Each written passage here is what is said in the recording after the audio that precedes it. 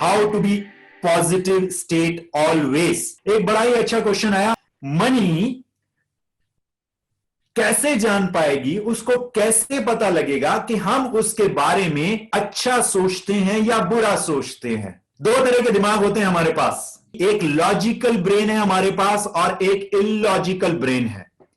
जो आप 70 mm पे जाके मूवीज देखते हैं वो इलॉजिकल ब्रेन से बनाई जाती हैं।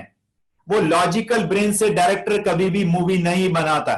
जो ये कह रहे हैं कि मनी को कैसे पता लगेगा कि हम उसके बारे में पॉजिटिव सोचते हैं या नेगेटिव सोचते हैं, तो मेरा उन लोगों से एक ही एक प्रश्न है, तो फिर परमात्मा को कैसे लगता है पता कि हम अच्छा कर्म कर रहे हैं या बुरा कर्म कर रहे हैं।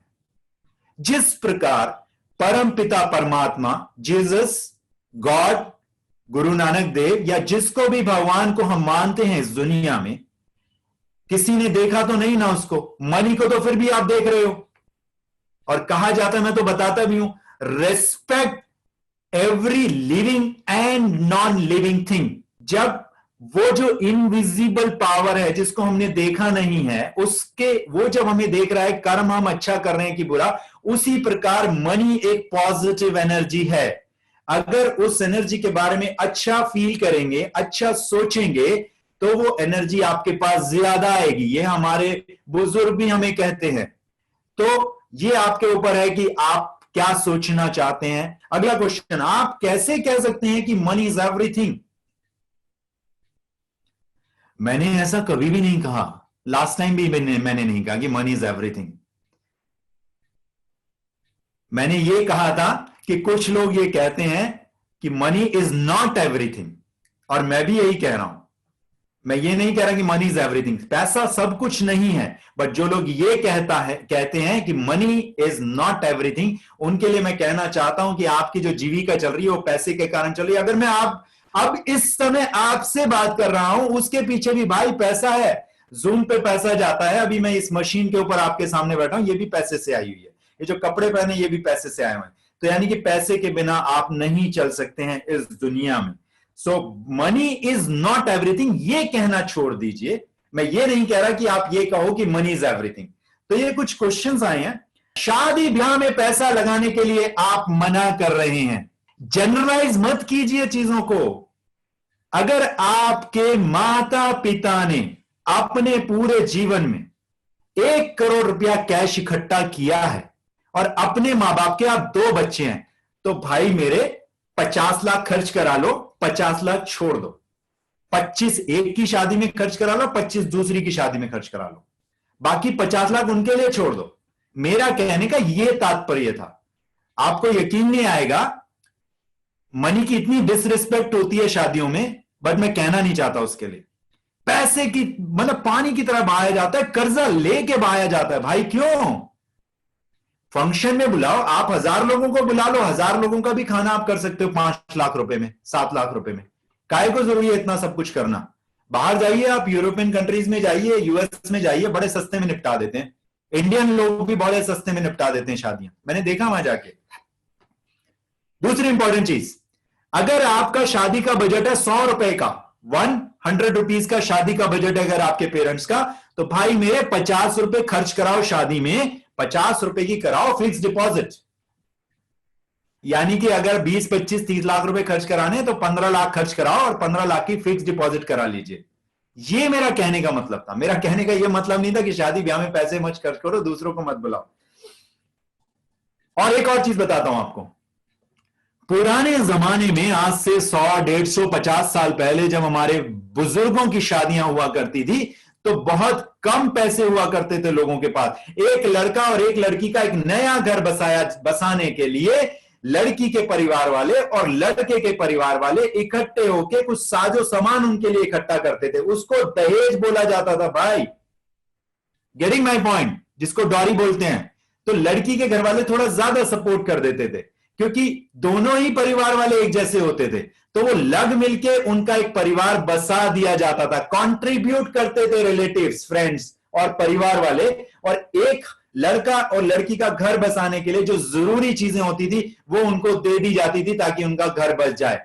इस तरह से होती थी पहले जमाने में शादियां। मैं चाहता हूं अभी भी ऐसे हो।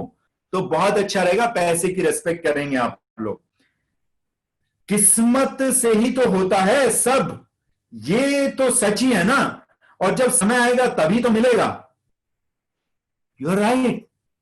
मैंने शायद ये बताया था मनी में पिछली बार कि लोग कहते हैं किस्मत से पहले, किस्मत से ज्यादा और समय से पहले नहीं मिलता। रे बाबा, भाई साहब, पहला स्टेप तो लीजिए। एक कहावत भी है, हिम्मत मर्द मदद खुदा। कहने का मतलब, आप सोच के बैठे हो पैसा आए तो मैं कुछ करूं, और पैसा सोच के बैठा है कि तू पहला कदम बढ़ाए तो मैं आऊं। अब मुर्गी पहले आएगी कि अंडा, वो वाली बात हो गई यहां पे। तो भाई साहब, आप स्टेप लो पहला, तो पैसा आएगा।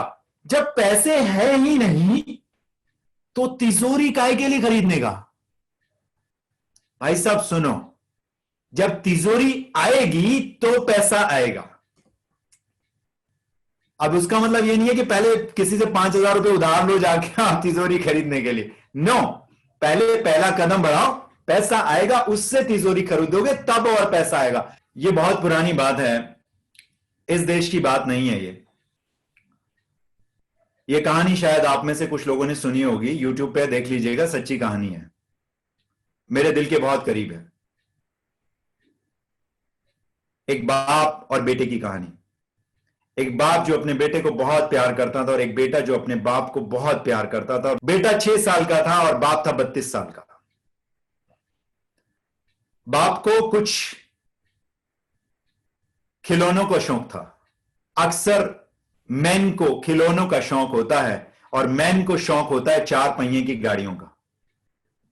बाप काफी रिच था, वेल टू डू था, अच्छा खासा घर था उसका अपना, कई गाड़ियां थी, नौकर चाकर थे, सब लोग थे।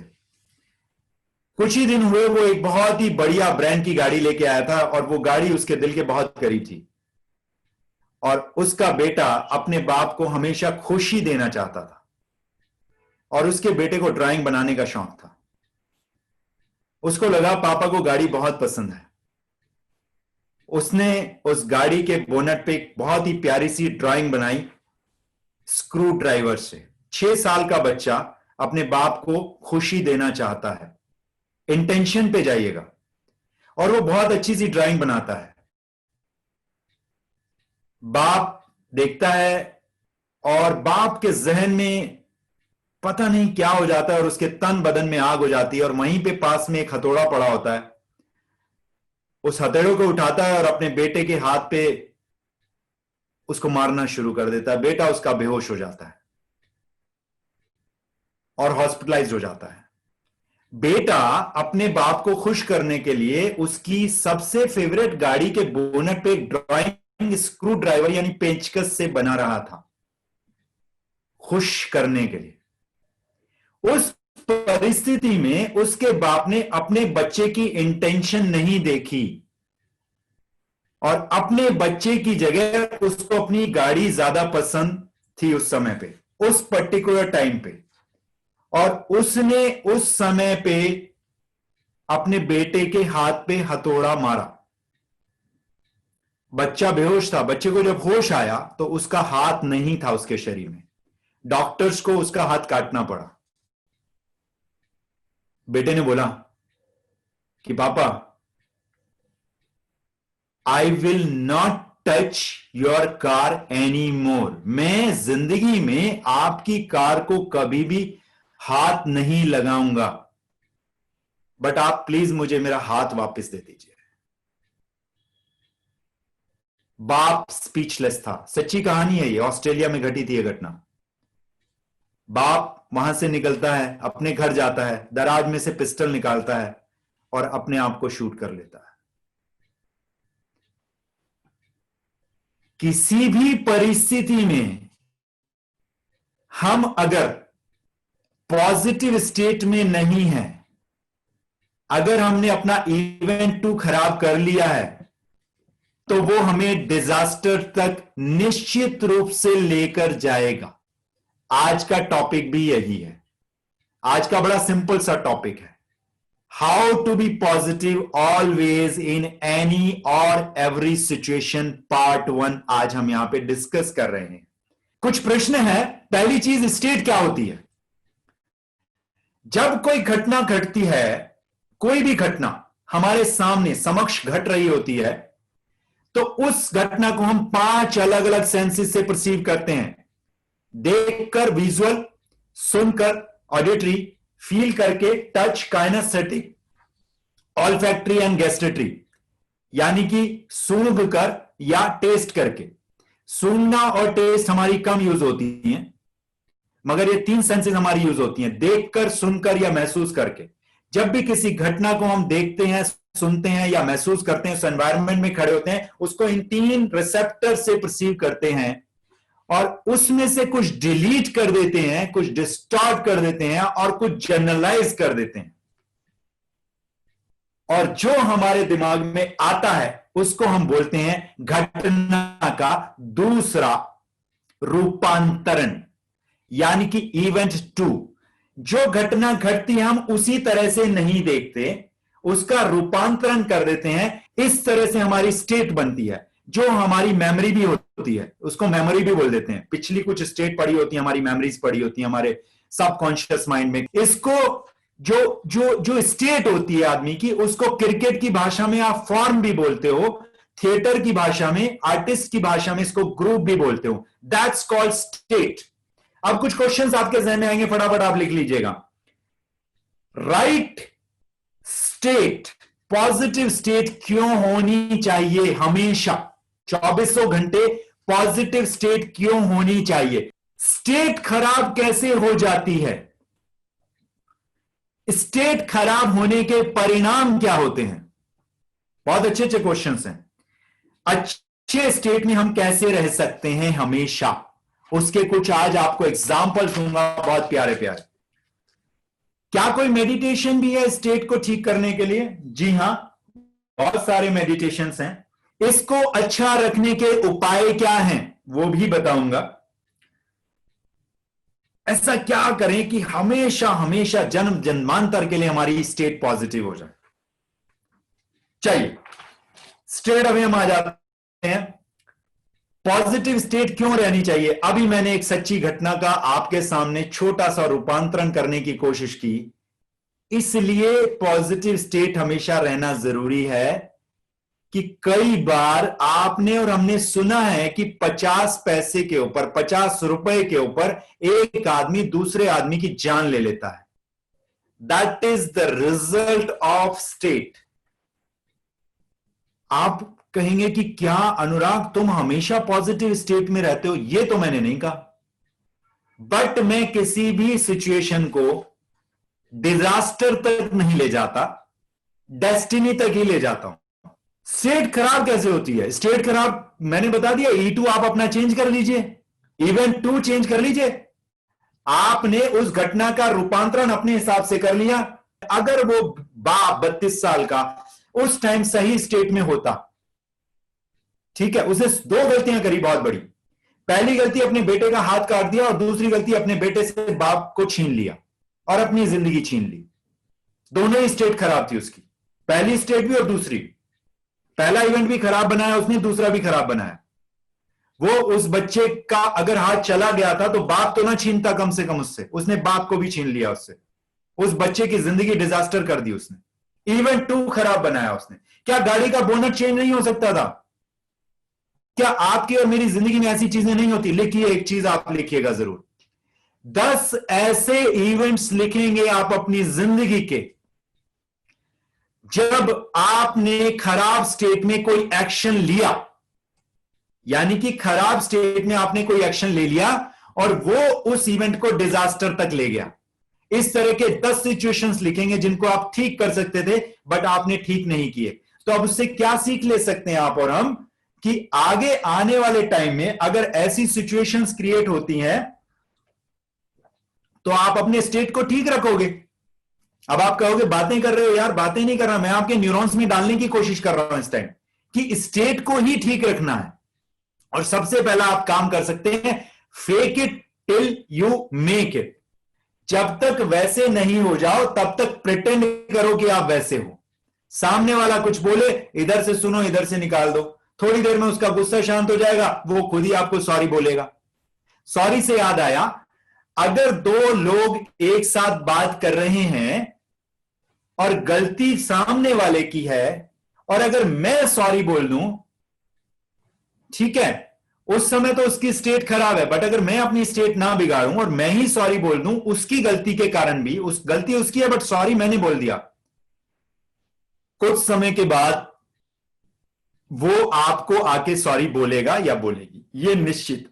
अब कहोगे नहीं ऐसा नहीं होता, 21 दिन कर लो, 21 दिन में भी नहीं होता, 40 दिन कर लो, 40 में भी नहीं होगा, 90 कर लेना, 90 भी नहीं होता, 180 करके देख लेना। समस्या तो यहां पे है कि आज की डेट में सब्र ही नहीं है किसी को। स्टेट कैसे अच्छे रखें, फटाफट लिखिए। एक तो आप स्विच ऑफ स्विच ऑन कर सकते हो रेगुलर बेसिस पे, स्विच ऑन कर सकते हो, स्विच ऑफ कर सकते हो। स्विच ऑफ स्विच ऑन किसे कहते हैं?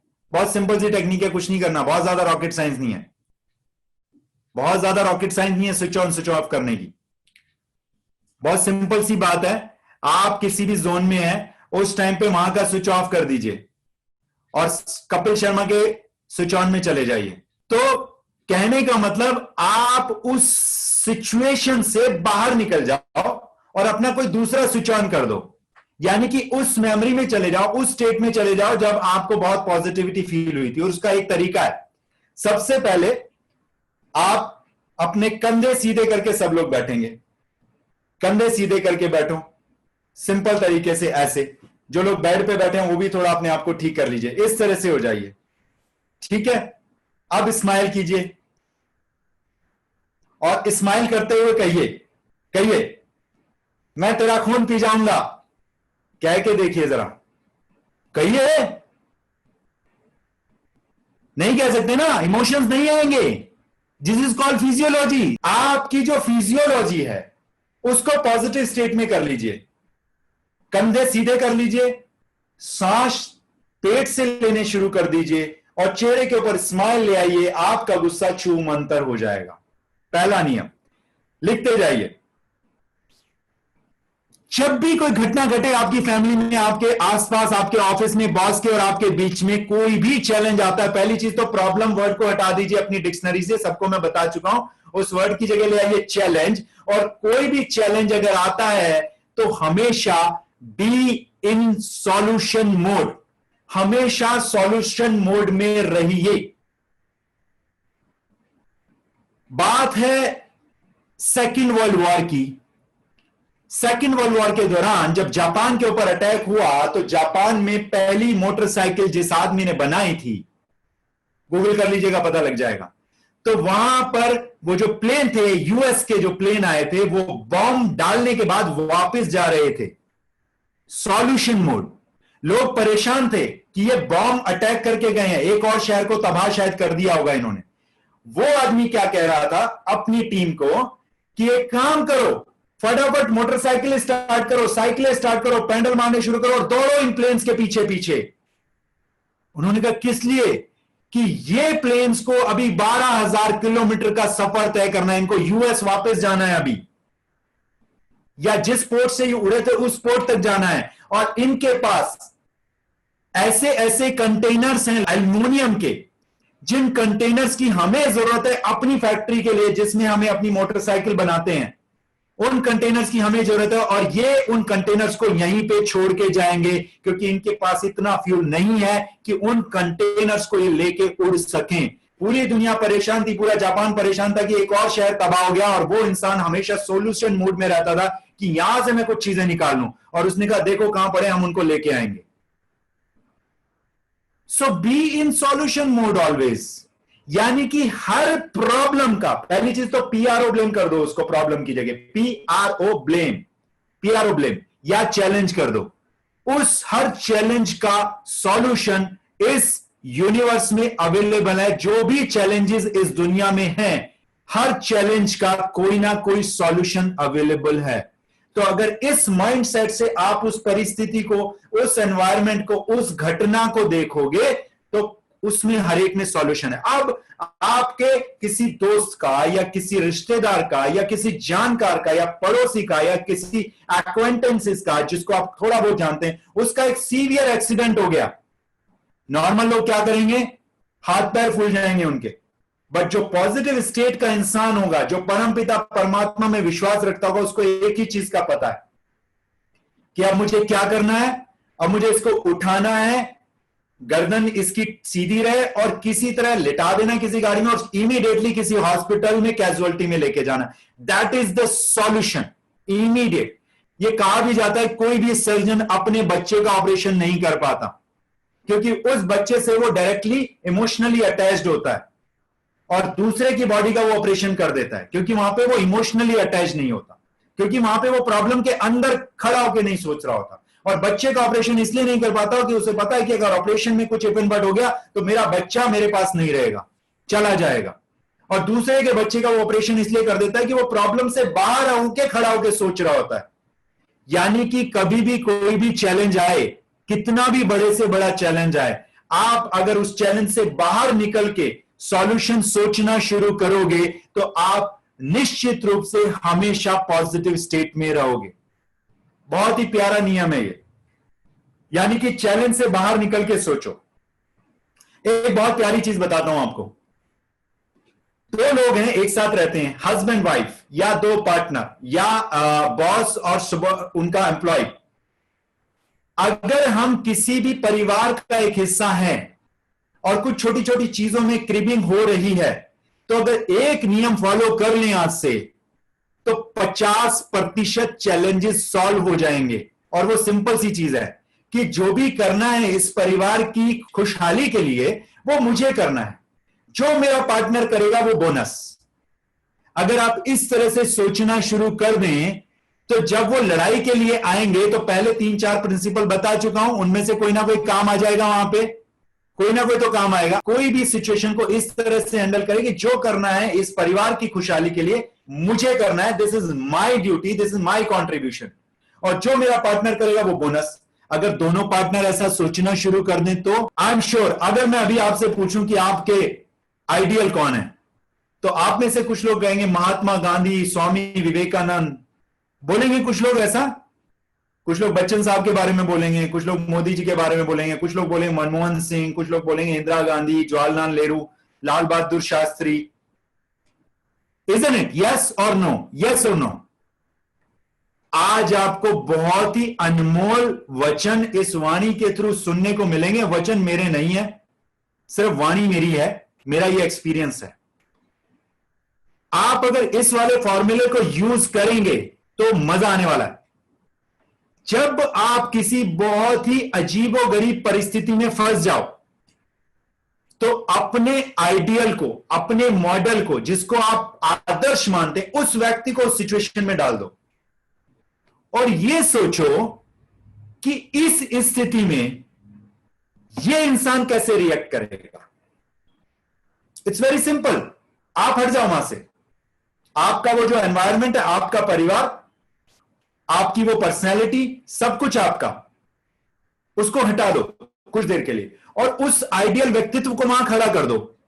तो जो वो एक्शन लेगा, आपने वो एक्शन लेना है, आपको सॉल्यूशन मिल जाएगा कि उसका रिएक्शन कैसा होना चाहिए।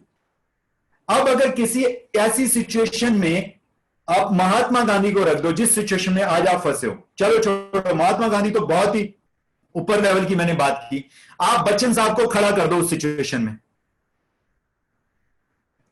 तो क्या बच्चन साहब वैसे ही रिएक्ट करेंगे जैसे आप रिएक्ट करोगे उस सिचुएशन में? What do you think? I don't think. अगर वो वैसे उस सिचुएशन में रिएक्ट करते तो आज वो अमिताभ बच्चन इतना बड़ा नाम नहीं होता, इस सदी का महानायक नहीं बन सकता था। वो आदमी 58 साल की उम्र में बैंकक्रफ्ट था, उसके बच्चे भी स्टैब्लिश नहीं थे, बच्चों की शादी भी नहीं हुई थी किसी की, और वो बैंकक्रफ्ट हो चुका था। उसके बावजूद भी उसने उन चीजों को उस टाइम रिएक्ट नहीं करा और सबको ऐसे हाथ जोड़ के रखा और आज भी हाथ जोड़ के रखता है। तो यानी कि आपका कोई भी आइडियल उस स्थिति में कैसे रिएक्ट करेगा, उसकी बॉडी लैंग्वेज क्या होगी, उसके फेशियल एक्सप्रेशन क्या होंगे, वो कितना कूल होगा, कितना काम होगा, वो सोच लो और वो एक्ट करना शुरू कर दो, स्थिति बड़ी सामान्य हो जाएगी। इसमें एक चीज और कर सकते हैं आप, एक और प्रिंसिपल यहां पे काम करता है। किसी भी परिस्थिति में आप लिखते जाइए, मैं पॉइंट्स नहीं बता रहा, आप लिख सकते हो इनको अगर लिखना चाहो तो, it's totally up to you. किसी भी परिस्थिति में एकदम से रिएक्शन करना बिल्कुल बंद कर दो। तो E2 ठीक रखिए। तो यानी कि रिएक्शन लेने से पहले आपने उस परिस्थिति में एक्शन लेने से पहले एक ही काम करना, बड़ा छोटा सा काम करना है आपको। आपने एक मॉक प्ले करना है, एक रिहर्सल करनी है। जैसे प्ले में रिहर्सल करते हैं हम लोग, जो लोग थिएटर में पहले रिहर्सल होती है, या जो एक्ट शूट होता है उसकी भी रिहर्सल होती है पहले। तो आपने रिहर्सल करनी है। आपने शांति के साथ बैठ जाना है, अपने कंधे थोड़ा सीधे करेंगे, स्पाइनल कॉर्ड को स्ट्रेट करेंगे, प्यार से बैठेंगे, ऐसे बैठ जाना है आंख बंद करके। कोई भी घटना घटी, आपका पार्टनर बोले जा रहा है, गालियां दे रहा है आपको, दुश्मन है वो भी गालियां दे रहा है, उस टाइम पे आप आंख बंद करके आराम से बैठ जाइए और कुछ मत कीजिए, सिर्फ विजुलाइज कीजिए। ये मुझे ये बोल रहा है, मैं ये बोलूंगा, फिर ये बोलेगा, फिर मैं ये बोलूंगा, शायद हाथापाई भी हो जाए, मैं अपना फोन पटक के यहां से निकलूंगा, फोन टूट जाएगा, पहले तो 15,000 रुपए का नुकसान। उससे बेटर है awaken the power with in को कोर्स को रजिस्टर्ड करा लीजिएगा। 12,980 का है, फोन आएगा 15,000 का जिन्होंने नहीं कराया। 60 दिन का प्रोग्राम है लाइफ टाइम सपोर्ट के साथ। तो आंख बंद करके बैठ जाओ। पहले तो आपने फोन तोड़ा, फिर नीचे गए, फिर गाड़ी में स्टार्ट की और तेजी से चलाए, बम्पर तोड़ दिया, उसके बाद एक को ठोक भी दिया, उसको भी 10,000 रुपए देने पड़ेंगे, उसकी मोटरसाइकिल टूट गई। विजुलाइज कर लिया, अब आंखें खोलो, अब फिर से आंख बंद करो। अब विजुलाइज करो कि आप ऐसे ही बैठे हुए 10 मिनट तक और वो बोले जा रहा है, ना तो फोन टूटा, ना बम्पर टूटा गाड़ी का, ना मोटरसाइकिल टूटी, 25,000 बच गए। तो जब ये पैसे बच जाएं तो awaken the power with in registered करा लेना, जिंदगी के लाभ आ जाएंगे बहुत सारे। कहने का मतलब रिएक्शन लेने से पहले एक बार रिहर्सल करके देख लीजिए। अगली चीज, एक सेंटेंस याद रखना हमेशा, there is something behind everything. वो जो परिस्थिति घट रही है, वो जो आपकी गाड़ी के आगे आगे रिक्शा वाला चल रहा है, उसमें यूनिवर्स की कोई ना कोई सोच है। यूनिवर्स नहीं चाहता कि आप अगली रेड लाइट पे जल्दी से पहुंचे और आपकी ग्रीन हो और सामने वाले की रेड हो, और आप ग्रीन पे निकालें और सामने वाला रेड पे निकाल के ठोक दे आपको। इसीलिए उसने उस रिक्शा वाले को आपके सामने रख दिया अगले 5 मिनट के लिए। यानी कि हर चीज के पीछे कोई ना कोई कारण होता है भाई, गुस्सा ही नहीं करना होता। अगर मैं कहीं पे एप्लीकेशन दे रहा हूं कि मेरी जॉब लग जाए, मेरी जॉब लग जाए, मेरी जॉब लग जाए, रुक जा गदादारी भीम, अभी उसके पास तेरे लायक नौकरी नहीं है। जो घर में समय है उसमें मेडिटेशन कर ले। कुछ लोगों के चेहरे पे स्माइल आ गई है, भाई हेल्थ के ऊपर ध्यान दे ले। जो एनएलपी पढ़ रहे हो उसकी प्रैक्टिस कर ले, अपने आप को एज ए ट्रेनर देखना शुरू कर। इस इंडस्ट्री में बहुत सारे लोग हैं जिनको जरूरत है लाइफ में उनकी वैल्यू एडिशन करने की। आप ही लोग करोगे और कोई नहीं करेगा। एक चीज और बताता हूं, उसके बाद मेडिटेशन करेंगे। जब कोई घटना घटे तो 2 चीजें होंगी। एक, एरिया बियॉन्ड कंट्रोल, आपका उस घटना पे कोई भी कंट्रोल नहीं है। सामने से शेर आ रहा है, अब आप क्या करोगे? सपोज सामने से शेर आ रहा है, आप क्या करोगे? आप कुछ नहीं करोगे, जो करेगा शेर करेगा। भागोगे तो वो पकड़ लेगा, पेड़ पे आप चढ़ नहीं सकते, तो खड़े हो जाओ वहां पे बिल्कुल ऐसे। अगर उसने अभी डिनर किया हो तो वो आपको कुछ कहेगा ही नहीं, आप बच गए। तो यानी कि कोई सिचुएशन अगर जिंदगी में ऐसी घट रही है यार कि अब बियॉन्ड कंट्रोल है, शांत हो जाओ, कंधे सीधे करो, आंख बंद करो और बैठ जाओ। और शेर के सामने आंख बंद करके बैठ जाओ, वो कुछ नहीं कहेगा आपको। ऐसा सच में हो जाए तो मत करना, और अगर करोगे और बच गए तो मैं कहूंगा देखा मैंने सही कहा था। और अगर आपने ऐसा किया और आप नहीं बचे तो आप रहोगे नहीं मुझे कुछ कहने के लिए। तो मैं तो सेफ हूं, मेरे को कोई फर्क नहीं पड़ेगा, क्योंकि मैं एक ही लाइन में बिलीव करता हूं, सबसे बड़ा रोग क्या कहेंगे लोग। बहुत बारी हम अपनी फैमिली का एनवायरनमेंट सिर्फ इसलिए बिगाड़ देते हैं, ध्यान से सुनिएगा, जो लोग सो कॉल अपने आप को कॉलर ऊंचे करके कहते हैं ना हम इस परिवार के मुखिया हैं, आप अपने परिवार का एनवायरनमेंट कई बार इसलिए बिगाड़ देते हो क्योंकि आपको एक बेफिजूल का डर लगा होता है कि लोग मेरे बारे में क्या कहेंगे।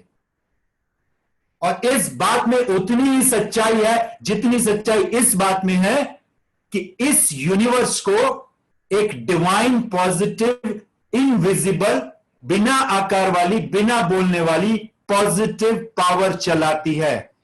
आप अपने परिवार का एनवायरनमेंट कई बार इसलिए बिगाड़ देते हो छोटी छोटी चीजों के ऊपर कि लोग क्या कहेंगे, और उन लोगों के बारे में आप सोच रहे हो जो आपके बच्चे की फीस नहीं देंगे आके, जो आपको 2 वक्त की रोटी नहीं देने वाले, जो आपके घर पे आपकी छत नहीं देने वाले आपके सर पे।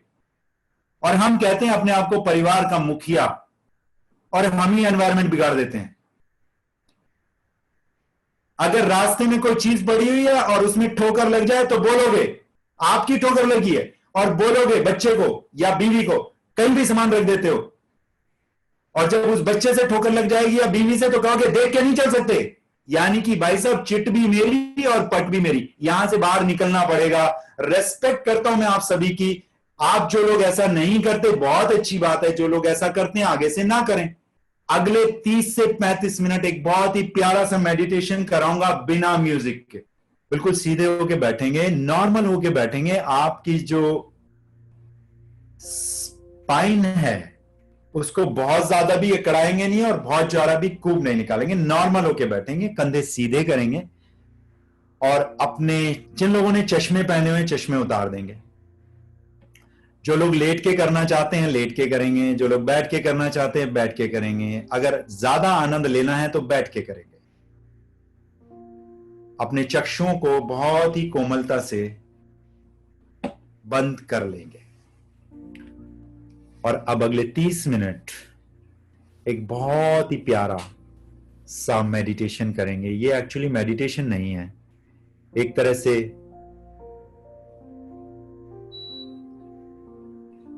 एक आईना है जो आज आप देखने जा रहे हैं।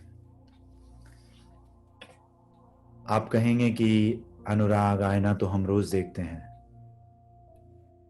मगर मैं सच बताऊं तो आईना आज मैं आपको दिखाऊंगा। बहुत ही प्यारा सा आईना।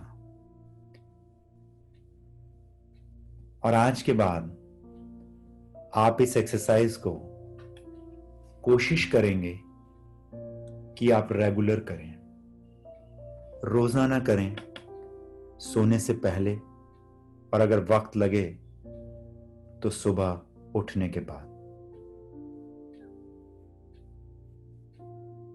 आज हम बात करेंगे उन अनमोल मोतियों से, उन अनमोल रत्नों के साथ जो अगर एक पल के लिए भी हमारा साथ छोड़ दें तो हमें कुछ समय के बाद इस दुनिया को अलविदा कहना पड़ेगा। ये तो आप सब जानते ही हैं कि इस शरीर के अंदर एक एनर्जी रहती है जिसको कुछ लोग आत्मा कहते हैं, सोल कहते हैं, पॉजिटिव एनर्जी कहते हैं। जिस समय मैं आपसे बात कर रहा हूं उस समय आप सिर्फ और सिर्फ सांसों पर ध्यान देंगे।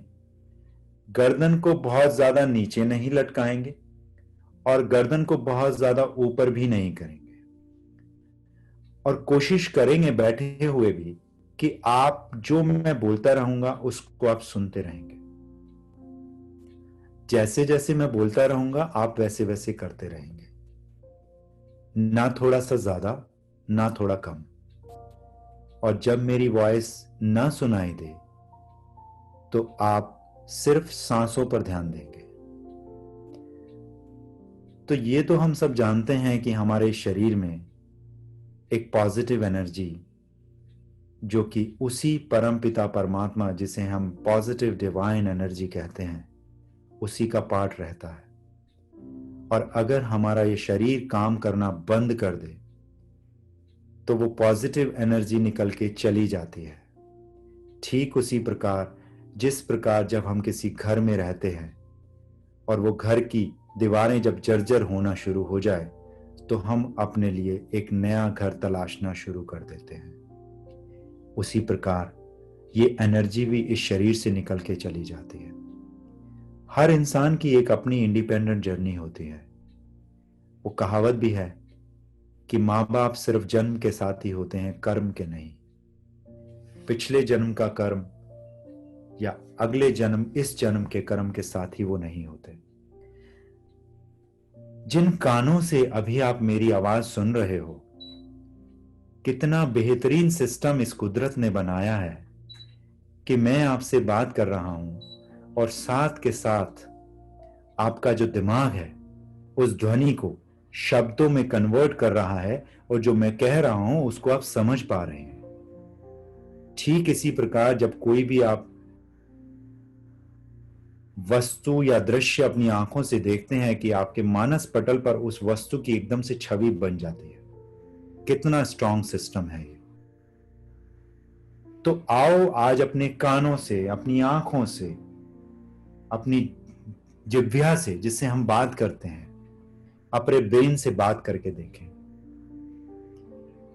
कि अच्छा एक बात बताओ कि क्या कभी मैंने तुम्हें कभी परेशान किया है? तो आपके कान, आपकी आंखें, आपके ब्रेन, आपकी जिह्वा आपसे कहेगी तुम सुबह से शाम तक हमारा मिसयूज ही करते रहते हो, थैंक्स तो आज तक बोला नहीं। आपको नहीं लगता कि जितना हमें इस्तेमाल करना चाहिए शायद हम कानों का उससे कहीं ज्यादा इस्तेमाल कर लेते हैं? बेफिजूल की बातें कई बार करते रहते हैं फोन पे, ईयरफोन लगा के, एयरपोर्ट लगा के, क्या क्या न जाने चीजें आ गई हैं आजकल। बेफिजूल के ऑनलाइन जाकर वीडियोस देखते रहते हैं, कानों को भी परेशान करते हैं, आंखों को भी। चलो यहां तक तो ठीक था, पर क्या कभी आपने सोचा कि आपको अपनी इन इंद्रियों को कभी धन्यवाद भी देना चाहिए? तो आओ आज अपनी इन इंद्रियों को थैंक्स बोलते हैं। एक लेके आते हैं फीलिंग अपने दिल में, अपने जहन में ग्रेटिट्यूड की। आओ थैंक्स बोले इनको। तो शर्माओ नहीं, अपने कानों को और आंखों को, अपनी जिह्वा को, अपनी नाक को, अपने चेहरे को, अपने बालों को, अपने अपने ब्रेन के उन सेल्स को, ट्रिलियंस ऑफ सेल्स को एक बार थैंक यू बोलिए, धन्यवाद बोलिए उन न्यूरॉन्स को, उन सेल्स को जिनकी वजह से पूरी बॉडी चल रही है।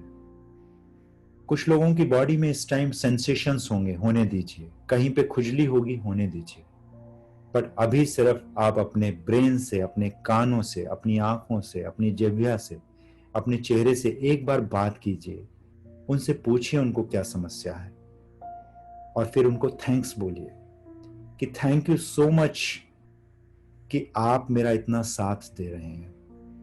आपने कभी सोचा भी कि अगर इनमें से कोई इंद्री काम करना बंद कर दे तो कैसा रहेगा? और कभी आपसे कुछ मांगा इन्होंने? कभी नहीं मांगा। ये अनमोल रत्न है, मोती हैं आपके शरीर में, और इनको हम कितना फॉर ग्रांटेड लेते हैं। आइए थोड़ा सा और आगे चलें, बात करते हैं आपकी रीढ़ की हड्डी की।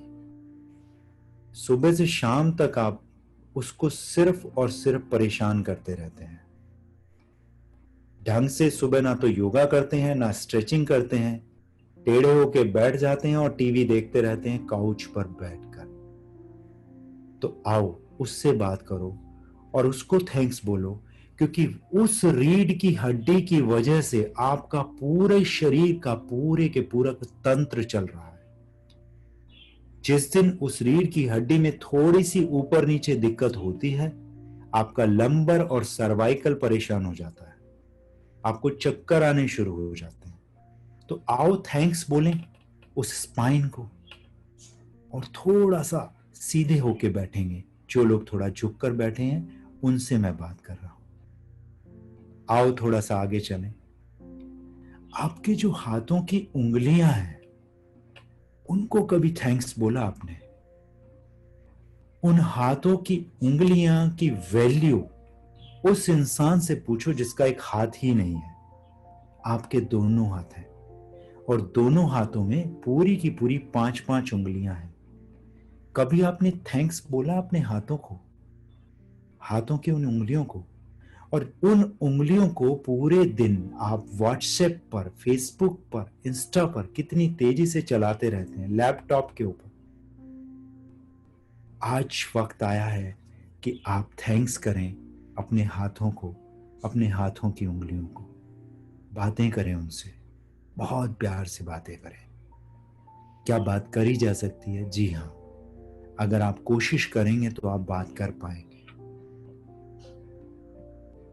आइए एक ऐसे अनमोल रत्न से बात करें जो हमेशा तड़पता रहता है आपसे बात करने के लिए। वो चाहता है कि आप उससे बात करें, पर आप उससे कभी बात नहीं करते। वो है आपका दिल।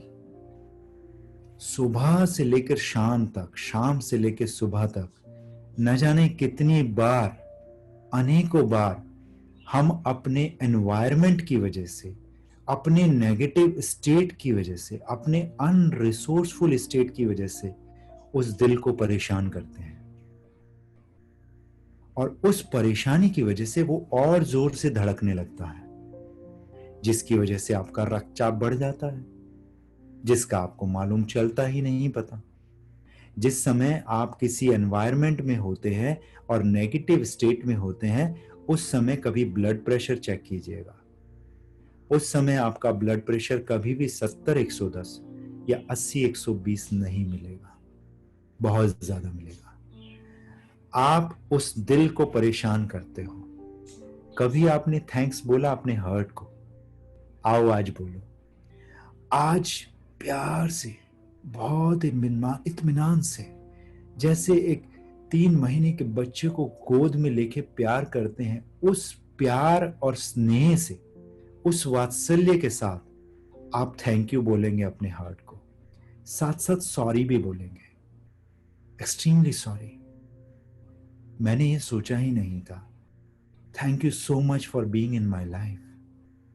और जब आपने ऐसा कहा तो देखो कहीं उसकी आंखें तो गीली नहीं हो गई, क्योंकि उसने तो कभी एक्सपेक्ट किया ही नहीं था कि आप इस जीवन में कभी उसको थैंक्स बोलेंगे। सॉरी की तो बहुत दूर की बात है, आपने तो आज उसको सॉरी भी बोल दिया कि अब तक इस जीवन में मैंने जितने भी कष्ट तुम्हें दिए हैं उसके लिए मैं माफी चाहता हूं, माफी चाहती हूं। और मैं यकीन से आपसे यकीन दिलाना चाहता हूं, मैं यकीन दिलाना चाहती हूं आपको कि आगे अब अपने जीवन में, पूरे जीवन काल में मैं तुम्हें कभी नहीं सताऊंगी। दोस्तों, ये जो हमारा दिल होता है ना, इसमें दिमाग भी होता है, इसमें इमोशंस भी होते हैं, और इसमें सोल भी होती है। ये जो दिल होता है हमारा, तीनों का मिश्रण होता है। यहीं से हमारी पूरी की पूरी बॉडी का सिस्टम चलता है। इसी दिल से सिस्टम चलता है तो किडनीज हमारी ठीक रहती हैं। यकीन मानिए, इसका ठीक रहना बहुत जरूरी है। और अगर आप इससे रोजाना बात करेंगे, सोने से पहले रोजाना अपने दिल को प्यार से थैंक्स बोलेंगे ना, तो ये आपका बहुत साथ देने वाला है, बहुत साथ देने वाला है आपका। 100 साल तक ये रुकेगा नहीं। आपकी बॉडी में सिर्फ यही एक ऐसा ऑर्गन है जो अगर काम करना बंद कर दे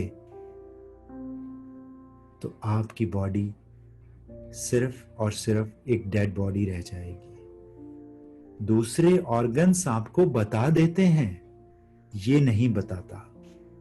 ये बिल्कुल उसी इंसान की तरह से काम करता है जैसे आपके जिंदगी में, मैं आपको एक एग्जांपल दे रहा हूं, तब तक फीलिंग्स में रहिए। ये ऐसे इंसान की तरह से बिहेव करता है जैसे कोई इंसान होता है, उसको हम जितना मर्जी कह लें, जितना मर्जी कह लें, उसको कोई फर्क नहीं पड़ता, वो अपने काम से काम रखता है। बट एक दिन ऐसा आता है कि वो फट जाता है। आपका दिल भी इसी प्रकार काम करता है। कितना मर्जी आप उसको सता लो, वो कुछ नहीं कहेगा। पर जिस दिन वो परेशान हो जाएगा, जिस दिन उसके सर से पानी उतर जाएगा, उस दिन वो धड़कना बंद कर देगा। और फिर न्यूज आती है कि वो तो अच्छे भले रनिंग करके आए थे, बस सोफे पे आके बैठे, एक गिलास पानी पिया और चले गए।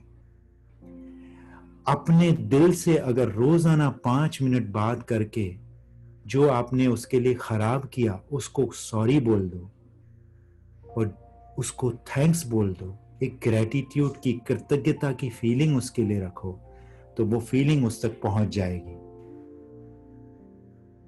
और वो आपके लिए जिंदगी भर काम करेगा, अगले 100 साल तक धड़कता रहेगा। तो थैंक यू बोलो आज, कंजूसी मत करो, जितना थैंक यू बोल सकते हो उतना थैंक यू बोल दो आज उसको। और उसकी अगर आंखें गीली हो गई हैं तो उसको गले लगा लो और बोलो कि आज मैं तुझे वादा करता हूं, आज मैं तुझे वादा करती हूं, कभी नहीं सताऊंगी और हमेशा यही फीलिंग रखूंगी, हमेशा यही फीलिंग रखूंगा। आओ थोड़ा सा आगे बढ़े, बात करते हैं आपके लीवर के साथ। उसको कभी थैंक यू बोला आपने? जितने भी आपके शरीर में टॉक्सिन्स होते हैं उन सबको निकाल देता है बिना कुछ कहे। आप जो मर्जी खा लो फिर भी आपको ठीक रखता है। सॉरी बोलो, जो अनाप शनाप आप पूरा दिन खाते रहते हो, अगर आप खाते हो तो, और थैंक यू बोलो उसको, थैंक्स कर दो आज उसको। आओ थोड़ा सा और आगे बढ़े, बात करते हैं आपकी दोनों किडनीज की। जब आप रात को सोने जाते हो तो आज तक किसी भी दिन आपने अपनी दोनों किडनीज को ये बोला कि आज मैं सोने जा रहा हूं, पूरी रात धड़कते रहना, काम करते रहता, फिल्ट्रेशन करते रहना, सुबह तक मुझे तुम्हारी जरूरत है? क्या आपने कभी कहा? नहीं ना। उसके बावजूद वो किडनी अपना काम करती रहती है। आपको नहीं लगता कि हमें उनको थैंक्स करना चाहिए? बहुत प्यार से गले लगा लेना चाहिए भाई। आओ थैंक्स बोलें आपकी किडनी को। थोड़ा सा और आगे बढ़ते हैं, आइए थैंक्स करते हैं आपके आंतों को, आपके इंटेस्टाइन को। प्यार से जो मर्जी आप खा लेते हो सब कुछ वो पचा लेती है। आप दांतों का काम भी उन्हीं से लेते हो, शायद ये जाने अनजाने आपको ध्यान नहीं रहता। टीवी देखते हुए खाना खाते हो, चबाते भी नहीं और निगल जाते हो। जिस काम के लिए परमपिता परमात्मा ने आपको दांत दिए थे उस काम को आप अपनी आंतों से कराते हो और वो करती हैं। बट दिक्कत यहां आती है कि जो आंतें आपके इस काम को करने के लिए 100-150 साल के लिए बनी थी, वो 60-65 साल तक आते आते, 70 साल तक आते आते उनकी वियर टीयर बहुत ज्यादा हो चुकी होती है, क्योंकि आप ही ने उनसे बहुत ही गलत तरीके से काम लिया। तो आओ, जो आज तक गलतियां की उसके लिए उनको सॉरी बोल दें, और जो उन्होंने इतना अच्छा काम किया उसके लिए कृतज्ञता की भावना रखें और उनको थैंक्स बोल दें। मुस्कुराएंगे वो। आओ थोड़ा सा आगे चलें। हमारे शरीर का एक वो सिस्टम, जो सिस्टम अगर आपका खराब हो जाए, छोड़िए, आपकी बात नहीं करते, उन लोगों की बात करते हैं। इस दुनिया में ऐसे भी लोग हैं जिनके वो सिस्टम खराब हो चुके हैं या धीरे धीरे बहुत तेजी से खराबी की तरफ बढ़ रहे हैं। धीरे धीरे, बहुत तेजी से का मतलब धीरे धीरे खराब हो रहे हैं, बट बहुत स्पीड से दिन प्रतिदिन वो बिगड़ते जा रहे हैं उनका सिस्टम। और वो सिस्टम है आपकी बॉडी से वेस्टेज को निकालने का। आप सोचिए कि आपका कितना बढ़िया सिस्टम है कि वेस्टेज निकालने का भी एक सिस्टम बनाया हुआ है उसने। उसके लिए आपको और मुझे कुछ करना ही नहीं पड़ता। तो उस सिस्टम को थैंक्स तो एटलीस्ट कर सकते हो आप, धन्यवाद तो दे सकते हो at least. Thanks, thanks to my system. इतना प्यारा सिस्टम कि जो भी हम खाते हैं उसमें से जो न्यूट्रिशन होता है उसको निकाल के ब्लड में डाल देता है, और जो वेस्टेज होती है उसको लिक्विड फॉर्म में और वेस्ट फॉर्म में अगले दिन निकाल देता है। कितना प्यारा सिस्टम है। यकीन नहीं आएगा ना अगर ये एक दिन के लिए काम ना करे तो। सोचो क्या हो सकता है। थैंक्स करो इस सिस्टम को। आओ थोड़ा सा और आगे बढ़े। पूरा दिन इधर से उधर छलांगे मारते घूमते फिरते हो, उन टांगों को कभी थैंक्स बोला आपने? यकीन मानिए दोस्तों, रात को कई बार वो करहा रही होती हैं और आपसे कहती भी हैं, मगर आप उनकी बात नहीं सुनते। आपको लगता है कोई आके मेरे पैर दबा दे। पैर ना दबाइए, करके देख लीजिएगा। इस बार जब किसी दिन आपके पैर बहुत ज्यादा दर्द करें ना, आंख बंद कीजिएगा और सिर्फ उनको थैंक्स बोलना शुरू कर दीजिएगा। 10 मिनट के अंदर अंदर आपके पैरों का दर्द न चला जाए तो आप मुझे कहिएगा। इसको इस्तेमाल करके देखिएगा। आप कहेंगे बहुत ही इलॉजिकल है। भाई, इलॉजिकल तो आज से 100 साल पहले हवा में उड़ना भी था, पर वो भी तो हो गया ना। आज से 20 साल 30 साल के बाद जो टेक्निक आने वाली है आज इलॉजिकल लगेगी। जिस डिवाइस को लेके आप हाथ में घूमते हो ना, वो डिवाइस आपके बाएं हाथ की जो रिस्ट है उसके ऊपर लगी मिलेगी 30 साल के बाद। वहीं से आप बात करोगे। आप कहोगे हाँ बैंड तो आ गया। मैं बैंड की बात नहीं कर रहा हूं भाई, मैं चिप की बात कर रहा हूं। आपके हाथ के अंदर एक चिप लगाई जाएगी, उससे आप बात करेंगे लोगों से। आप कहेंगे लॉजिकल जी नहीं, 30 साल तो जिएंगे अभी, आप देख लीजिएगा। इसी प्रकार अपने पैरों से बात करो रात को सोने से पहले और उनको बोलो थैंक्स। अभी बोलो थैंक्स उनको। इलॉजिकल लॉजिकल को मत सोचो, सिर्फ ये सोचो किस चीज से फायदा होने वाला है। बोलो अपने पैरों को थैंक्स। और अब ऊपर से नीचे तक अपने पूरे शरीर के एक एक अंग के साथ बात करना शुरू करो। आपको जिस अंग से बात करनी है करो, बट थैंक्स के, ग्रेटिट्यूड के, कृतज्ञता के फीलिंग्स के साथ करो।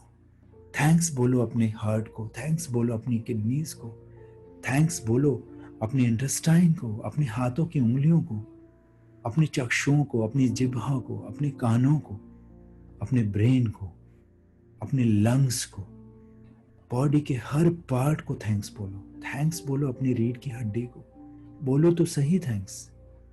और सबसे ज्यादा परेशान और सबसे ज्यादा खुश आज की डेट में आपकी पूरी बॉडी में एक ही ऑर्गन है, और वो है आपका दिल, आपका हार्ट।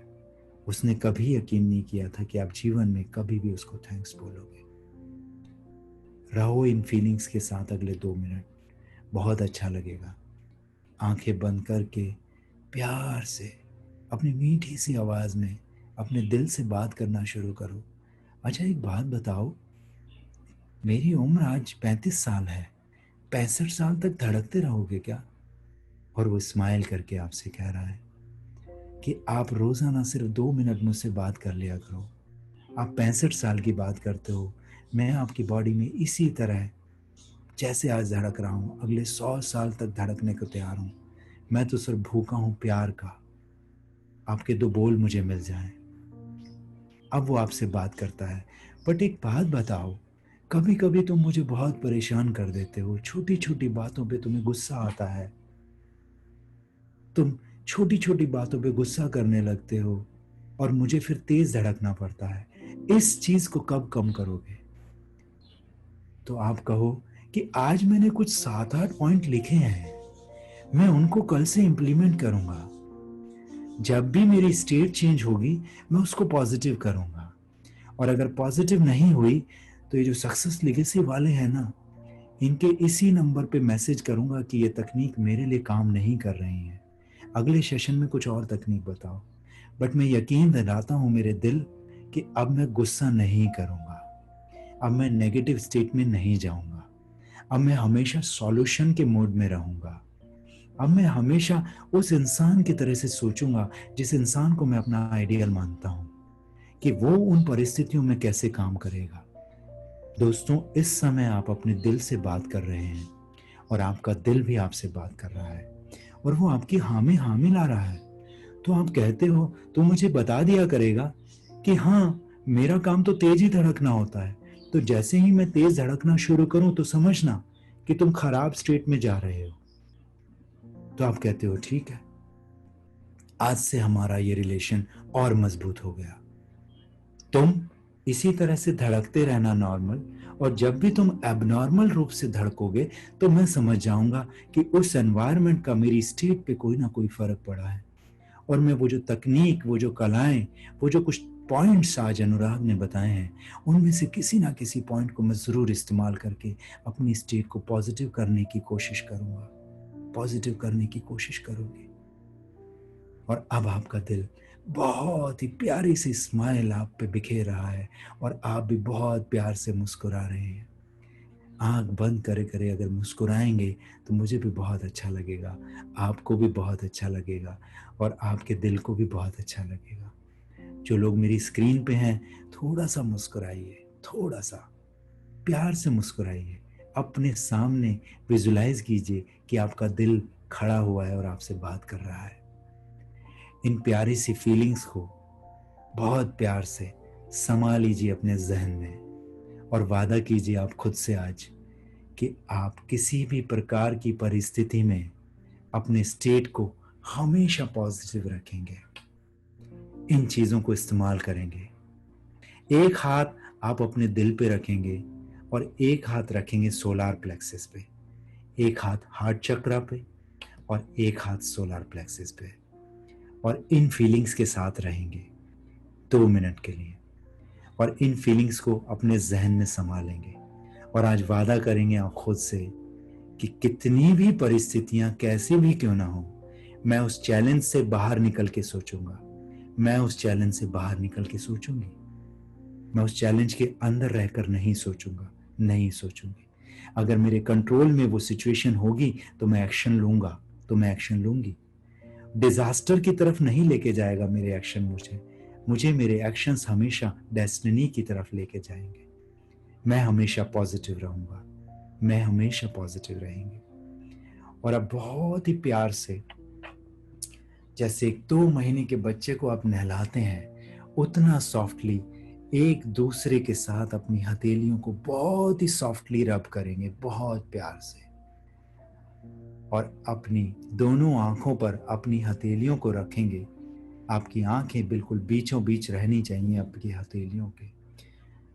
अपनी आईज को प्यार से खोलेंगे हथेलियों के अंदर और प्यार से बंद करेंगे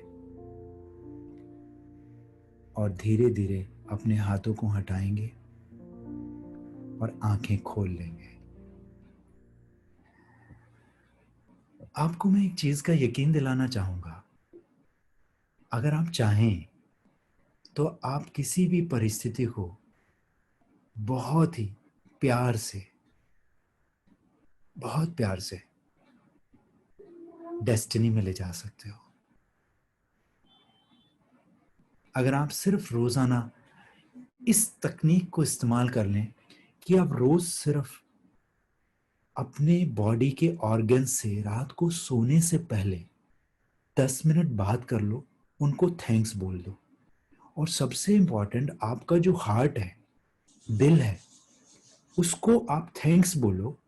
और आज आप ये विजुलाइज करो कि सुबह से शाम तक ऐसी कितनी बार घटनाएं घटी कि आप किसी समय पर अपने पॉजिटिव स्टेट में नहीं थे। और फिर अपने दिल से बात करो कि देख, आज मुझसे गड़बड़ हुई, आगे से नहीं करूंगा। और प्यार से उसको दोनों हाथ उस पर रख के बोलो कि देख, मेरे से गड़बड़ हुई, मैं सॉरी फील कर रहा हूं। मेरी गड़बड़ तू अफोर्ड कर सकता है, पर तेरी गड़बड़ मैं अफोर्ड नहीं कर सकता। मैंने गलती की, तो थोड़ा सा तेज धड़का, पर अब नॉर्मल धड़क रहा है। पर तूने किसी दिन बहुत ज्यादा तेज धड़कना शुरू कर दिया, बीपी मेरा ऊपर चला गया, तो मैं अफोर्ड नहीं कर सकता। तो मुझे तू अपने छोटे भाई की तरह से देख, मुझे तू अपने बच्चे की तरह से देख और मुझे माफ कर दिया कर, कल से नहीं करूंगा। यकीन मानिए दोस्तों, अगर रेगुलर बेसिस पे इस काम को आप जब शुरू करना शुरू करेंगे तो रोजाना आपका जो E2 है वो भी ठीक होना शुरू हो जाएगा और आपका जो मेंटल स्टेट जो नेगेटिव हो जाता है कभी कभी, वो भी पॉजिटिव होना शुरू हो जाएगा। आप लोगों ने बहुत ही दिल से मुझे सुना, उसके लिए मैं आपका धन्यवाद करता हूं और आशा करता हूं कि ये 90 मिनट 95 मिनट आपकी जिंदगी में कुछ ना कुछ वैल्यू ऐड जरूर करेंगे। Thank you so much. God bless you. Keep growing in your life. Bye bye. Take care.